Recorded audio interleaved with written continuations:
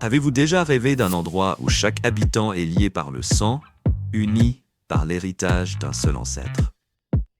Ou d'une île qui a servi de dernier refuge à Napoléon Bonaparte dans ses derniers jours?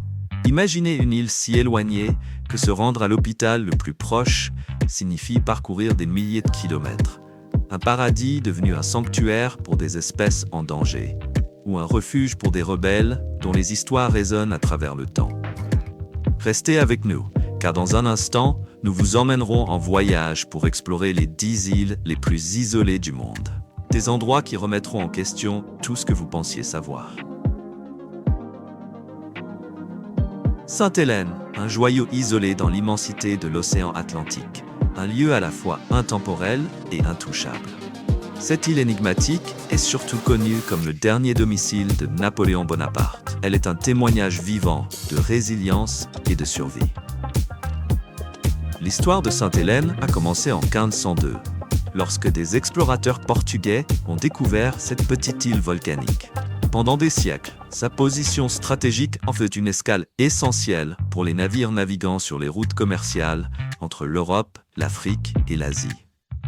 Cependant, son chapitre le plus emblématique s'est déroulé en 1815, lorsque Napoléon Bonaparte a été exilé ici après sa défaite à Waterloo. Sur cette île éloignée, entourée par l'océan implacable, l'ancien empereur a vécu ses derniers jours en solitude. Aujourd'hui, les visiteurs peuvent explorer sa résidence à Longwood House ou visiter sa tombe, située au milieu de paysages sereins. Pendant une grande partie de son histoire, Sainte-Hélène n'était accessible que par la mer. Le RMS Sainte-Hélène transportant des fournitures et des personnes depuis le Cap en Afrique du Sud. Cette ligne vitale reliait les habitants de l'île au monde extérieur.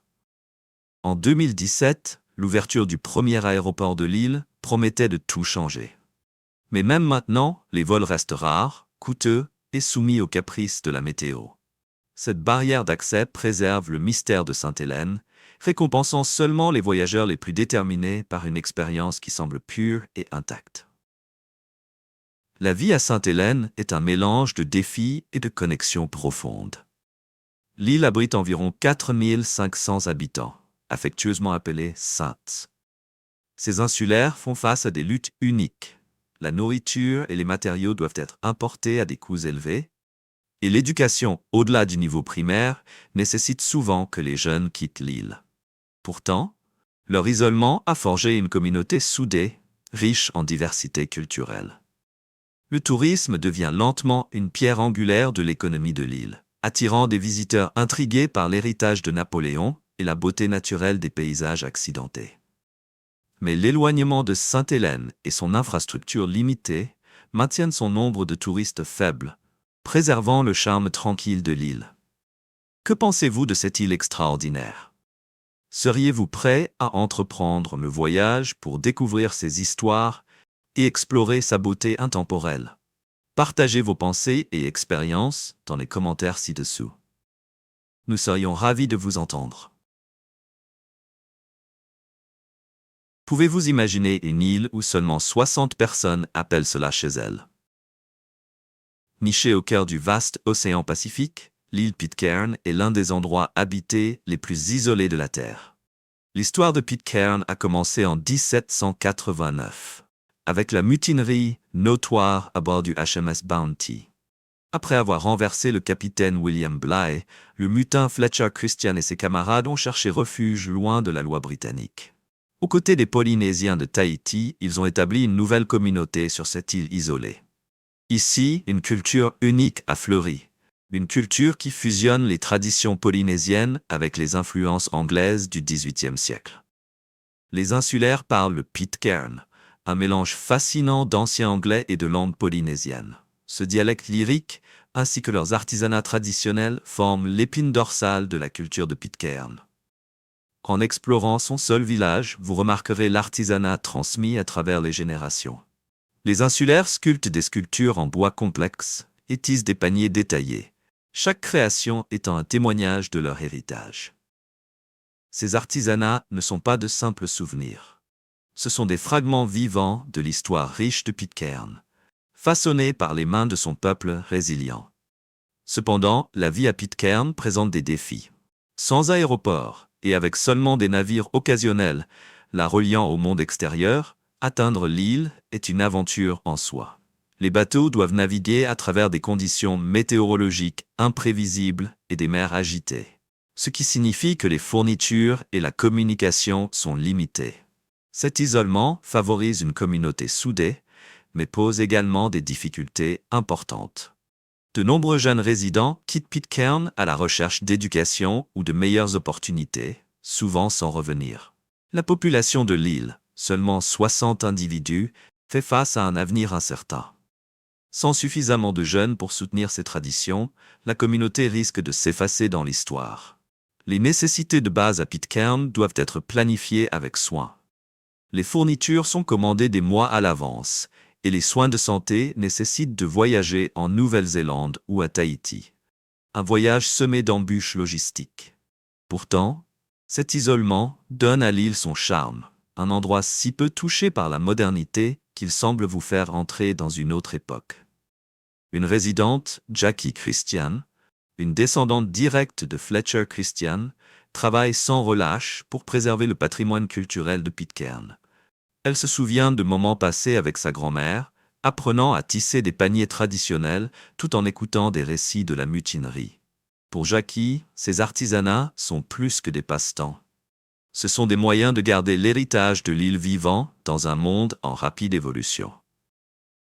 Seriez-vous prêt à entreprendre le voyage vers cette île éloignée, où chaque visage est familier et chaque histoire ancrée dans la légende? Faites-nous part de vos pensées dans les commentaires ci-dessous.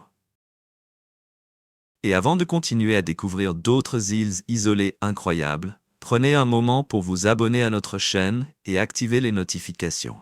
Vous ne voudrez pas manquer ce qui vient ensuite. L'île Palmerston est différente de tout autre endroit sur Terre. Avec un peu plus de 60 résidents, ce paradis éloigné est plus qu'une petite communauté. C'est une famille. Tout sauf quelques-uns de ses habitants peuvent retracer leur ascendance directement à un homme, William Masters, qui s'est installé ici au milieu du XIXe siècle.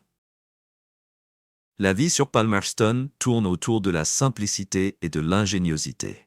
Sans magasin, banque ou marché, les résidents comptent sur leur ingéniosité pour répondre à leurs besoins quotidiens. La pêche n'est pas seulement un mode de vie, mais un pilier de leur survie, fournissant nourriture et revenus. L'eau de pluie, soigneusement récoltée et stockée, est leur seule source d'eau douce. L'électricité, produite par des générateurs diesel, est un luxe rare, disponible seulement quelques heures par jour. Les soins de santé sont l'un des plus grands défis de l'île.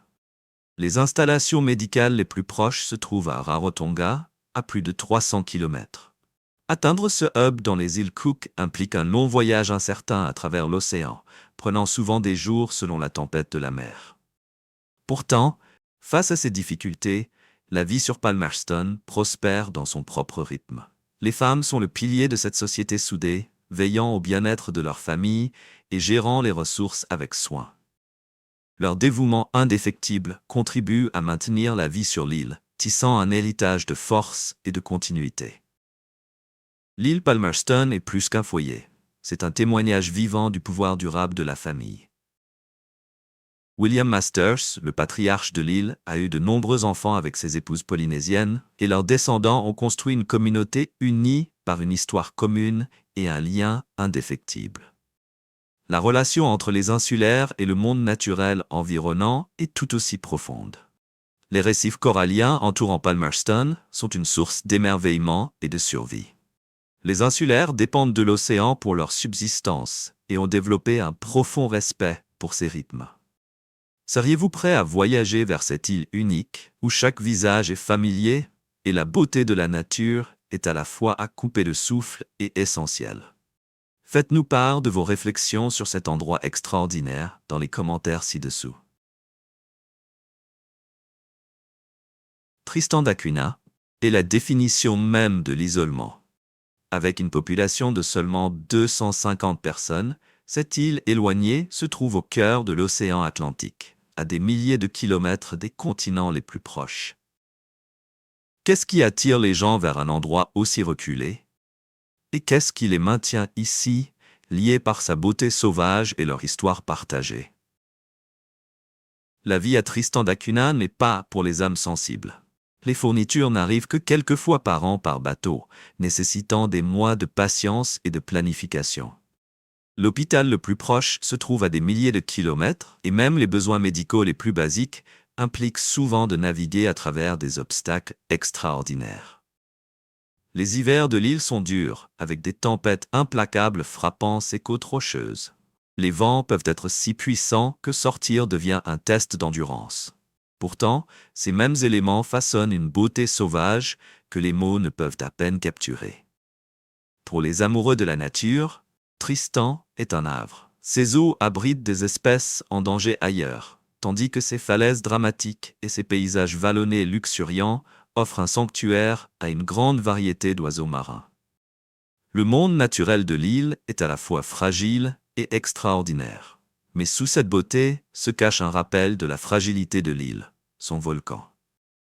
Au début des années 60, une éruption a forcé tous les résidents à évacuer vers l'Angleterre. Bien qu'ils soient finalement revenus pour reconstruire leur vie, le volcan reste une présence silencieuse et menaçante, une force qui continue de façonner l'île et son peuple.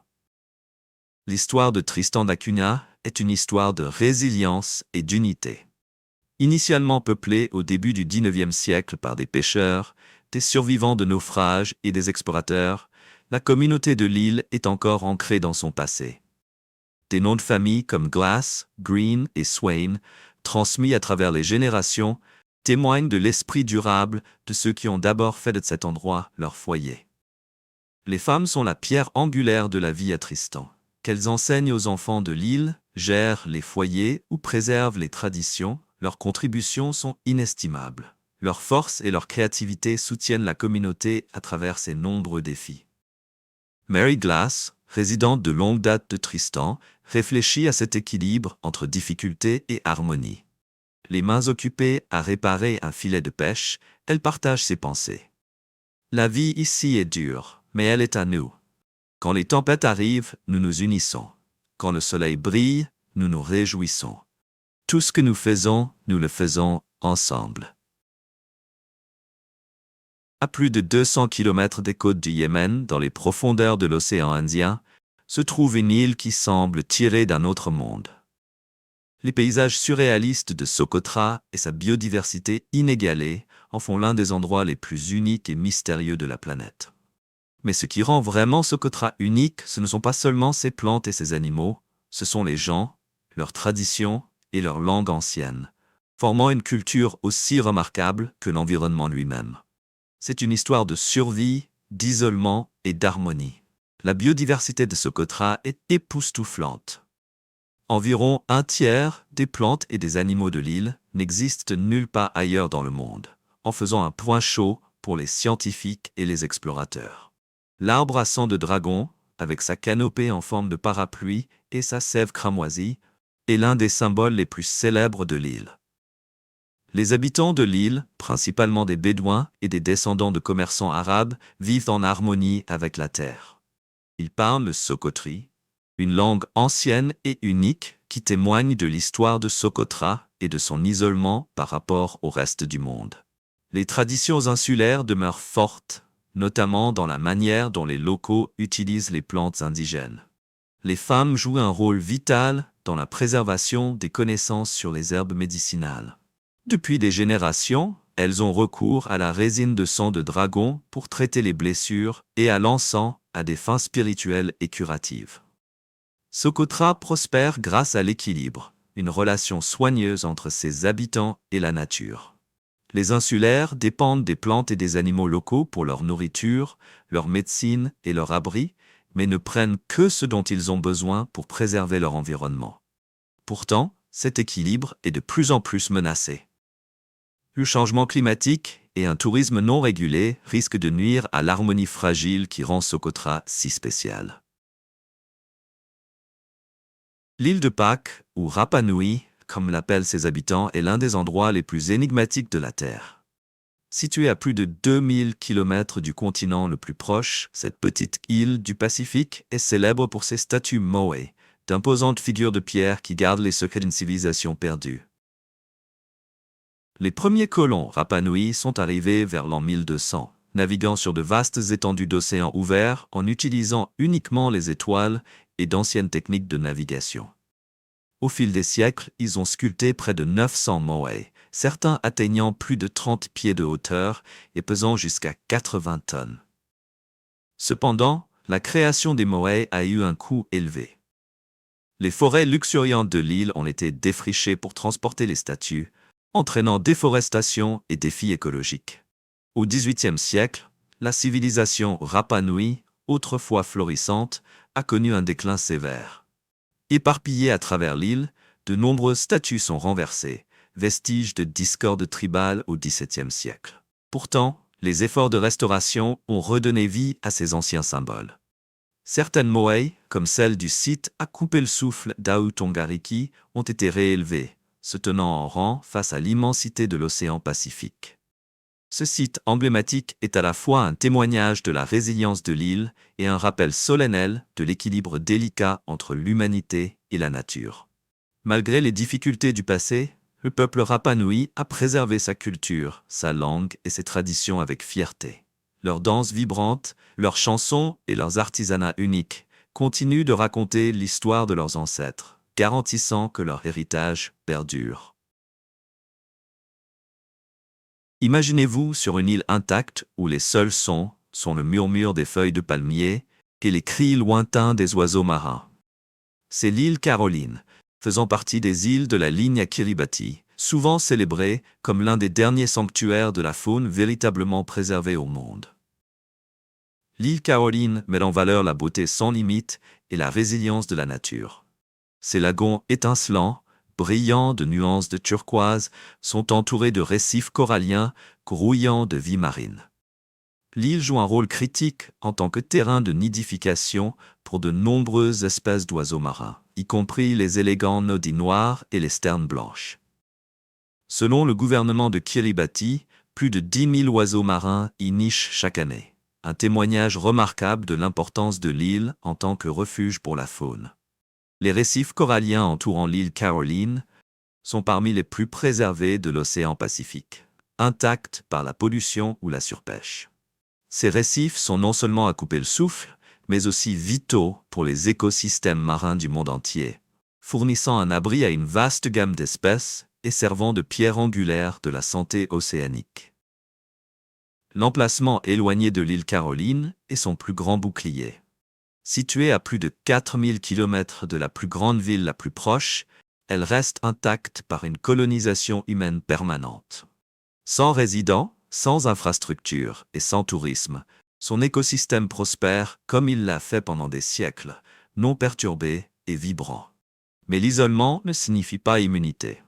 L'île fait face à une grave menace des niveaux de la mer qui montent à cause du changement climatique. Selon des études des Nations Unies, les îles basses comme Caroline risquent d'être submergées dans le siècle à venir si les températures mondiales continuent d'augmenter.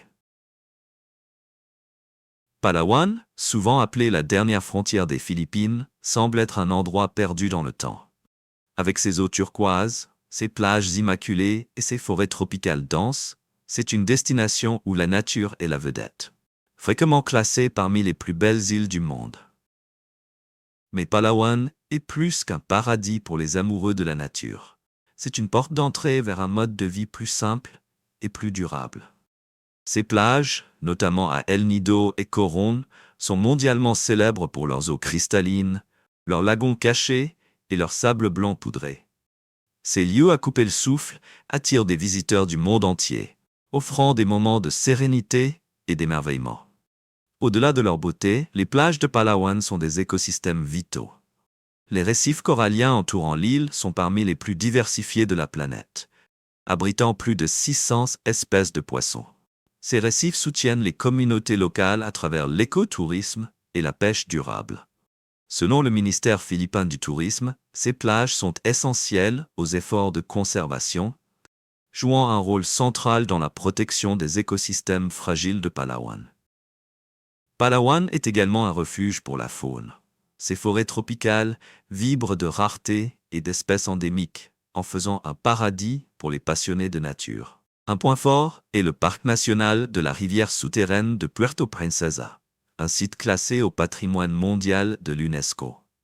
Cette rivière souterraine serpente à travers un système complexe de grottes en calcaire, offrant aux visiteurs un aperçu époustouflant des merveilles de la nature. L'île abrite des animaux uniques, comme le faisan paon de Palawan, le pangolin philippin insaisissable et le dugong ou vache marine, ce qui en fait un point chaud pour la conservation de la faune et l'exploration.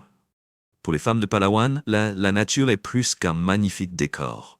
Beaucoup dirigent des projets d'écotourisme, guidant les visiteurs à travers les mangroves ou enseignant l'utilisation des plantes locales dans les pratiques traditionnelles. Leurs connaissances et leur dévouement sont essentiels pour préserver le patrimoine culturel et écologique de l'île. Palawan offre également un mode de vie attrayant pour ceux qui recherchent la simplicité. Avec ses fruits de mer frais, ses communautés accueillantes et son rythme de vie tranquille, l'île est devenue un favori non seulement pour les touristes, mais aussi pour les retraités et les expatriés cherchant à échapper au stress de la vie moderne. Un rapport de Numbeo, une base de données mondiale sur le coût de la vie, montre que les dépenses de vie à Palawan sont bien inférieures à celles des grandes villes, ce qui en fait une destination attrayante pour ceux qui recherchent la paix, sans sacrifier la qualité de vie. L'île Lord Howe, un trésor en forme de croissant dans la mer de Tasman, est un endroit d'une beauté naturelle sans pareil. Abritant le récif corallien le plus méridional du monde, elle offre un environnement préservé qui semble presque intact par le temps. Mais sa magie ne réside pas seulement dans ses paysages. Elle réside dans la manière dont les gens ici protègent et vivent en harmonie avec cet écosystème unique. Le récif corallien entourant l'île Lord Howe est une merveille de biodiversité, s'étendant sur plus de 6 km d'eau claire et azurée. Il abrite une variété éblouissante de vie, avec plus de 500 espèces de poissons et 90 types de coraux, selon l'autorité du parc marin de la Grande Barrière de Corail. Mais ce récif n'est pas seulement beau, il est vital. Il agit comme une barrière naturelle contre les tempêtes, soutient l'économie de pêche de l'île et fournit une nursery pour la vie marine qui nourrit des écosystèmes bien au-delà de ses côtes. L'île Lord Howe a trouvé un équilibre remarquable entre le tourisme et la conservation. En limitant le nombre de visiteurs à seulement 400 à tout moment, l'île préserve sa beauté naturelle et évite de submerger son environnement délicat. Ces efforts ont valu à l'île Lord Howe une place sur la liste du patrimoine mondial de l'UNESCO, la reconnaissant comme un site d'une importance écologique exceptionnelle. La vie sur l'île Lord Howe tourne autour d'un profond respect pour la nature. L'électricité est générée à partir de ressources renouvelables, les déchets sont gérés avec soin et chaque effort est fait pour minimiser l'impact humain sur l'environnement. La communauté soudée de l'île partage un lien fort, unis par leur dévouement à protéger ce paradis extraordinaire. Cachées dans l'océan Atlantique Nord, entre Madère et les îles Canaries, se trouvent les îles Sauvages, ou Ilhas Selvagen. Ces petites îles inhabitées sont parmi les territoires les plus reculés d'Europe. Protégées en tant que réserve naturelle stricte depuis le début des années 70, elles offrent un rare aperçu d'un monde intact par le temps. Les îles Sauvages sont un sanctuaire pour la biodiversité. Déclarées réserve naturelle stricte par le gouvernement portugais, leur objectif principal est de protéger les oiseaux de mer en danger et les écosystèmes délicats. L'un de leurs points forts est la vaste colonie de puffins de Koori, avec plus de 2000 couples reproducteurs, l'une des plus grandes populations au monde. Selon l'Institut portugais pour la conservation de la nature et des forêts, ces îles sont vitales pour les oiseaux migrateurs, servant de halte critique et de lieu de reproduction pour de nombreuses espèces en danger. Leur isolement par rapport à l'activité humaine a permis à des plantes rares de prospérer, formant un écosystème fragile rarement trouvé ailleurs. La plus grande force des îles sauvages est leur éloignement. Protégées de l'exploitation qui a nui à tant d'autres habitats naturels, elles restent largement intactes. Des réglementations strictes garantissent que l'accès est limité aux chercheurs, aux conservationnistes et à un petit nombre d'écotouristes chaque année, minimisant l'impact humain sur ces écosystèmes délicats. Cependant, cet isolement s'accompagne de défis. Les îles sont très vulnérables aux menaces extérieures, comme l'élévation du niveau de la mer, les espèces envahissantes et la pêche illégale. Ces dangers nous rappellent l'équilibre délicat nécessaire pour protéger de tels environnements uniques. Les îles sauvages sont plus qu'un trésor portugais. Elles sont un symbole mondial de la conservation. Les efforts pour protéger ces îles bénéficient aux écosystèmes bien au-delà de leurs rives. En plaidant pour des réglementations internationales plus strictes sur la pêche illégale et en soutenant des initiatives d'écotourisme, nous pouvons garantir que les îles sauvages restent un sanctuaire pour les générations à venir.